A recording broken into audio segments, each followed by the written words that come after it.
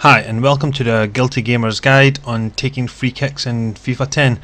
So there's various angles and positions that a free kick can occur, but this video is really going to concentrate on the 19 to 23 yard free kick, and hopefully by the time you finish seeing this it will really improve your free kick taking. So here's a couple of examples, basically hitting over the wall from one side, hitting over the wall from the other side, and then also hitting under the wall.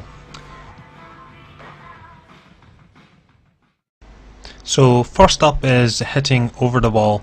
Now these can generally be quite tricky because you've got very little space to work with, and you have to make sure that you hit enough power to clear the ball but also make the ball dip so it goes inside the goal.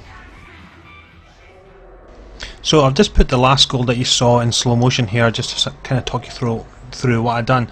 So basically what I do is I try to aim the ball in between the last and the second last defender's heads. So you want to aim in between that, and then when you're getting ready to take it you want to hit about a third power and then push up on the left stick, and it should go in just like that. So here's a few more examples. You want to aim between the heads of the last two guys, hit third on the power shoot button and press up on the left stick while you're hitting the shoot button. Once again, aim with a third on the shoot button, press up on the left stick, and soon you'll be hitting these free kicks pretty frequently.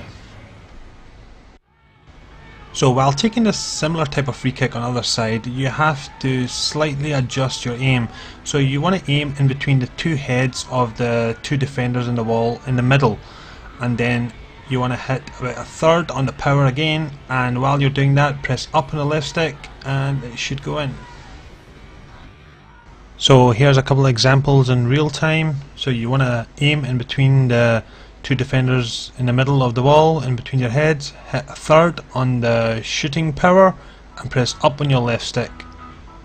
Once again, it's pretty simple. Aim in between the two defenders in the middle, up a third on the power and press up on the left stick.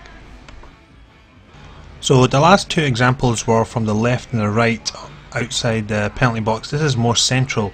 So you want to aim in between the second last and the last defenders in the wall, in between their heads.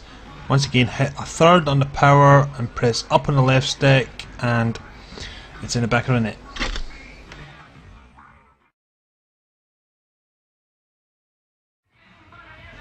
Another new feature that's been added into FIFA 10 that wasn't in FIFA 9 is the ability to drive a ball underneath the wall while they're jumping. To do this is quite easy. You want to aim in between the legs of the last man on the wall on the right. And once you do that, you want to hold your driven button, which will either be the LB or the L1. Press a third on the power and up on the left stick, and if the ball jumps it should go under. To do this on the other side, once again you have to make the slight adjustment in aiming. So you want to aim in between the legs of the second last man to the left, hold your driven button, press up on your left stick and do the power about a third.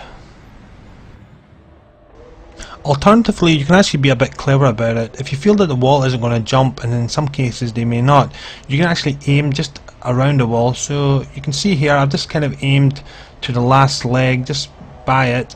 So once again I've pressed LB for the driven shot, a third power, but this time on the left stick I've actually pressed it diagonal up left.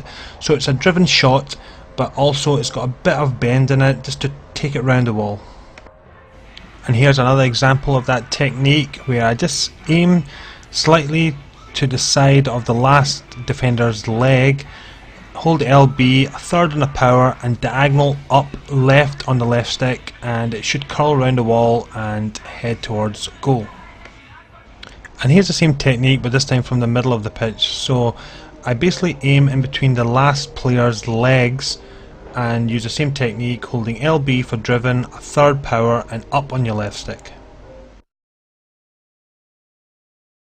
So now getting the ball over with the second kicker. To activate the second kicker you press the LT or L1 button, that's simple enough. But you kept that held, so whatever action you do he will undertake. So once you do that you want to aim just above the head of the second last defender on the wall, and then use the same method I taught you before, where you hit a third on the power, up on the left stick, and it should go in. So to do this on the other side, you have to make the slight adjustment again. So this time aim in between the two guys in the middle of the wall's head, press your LT L1 button up on the left stick and a third power. So hitting under the wall with the second kicker, just follow the rules that I told you with the single kicker, and all you have to do is just press LT or L1. Another technique is actually laying off the ball. So once you activate your second player, instead of shooting, you can actually pass to an incoming player and he can receive it and he can take a shot towards goal.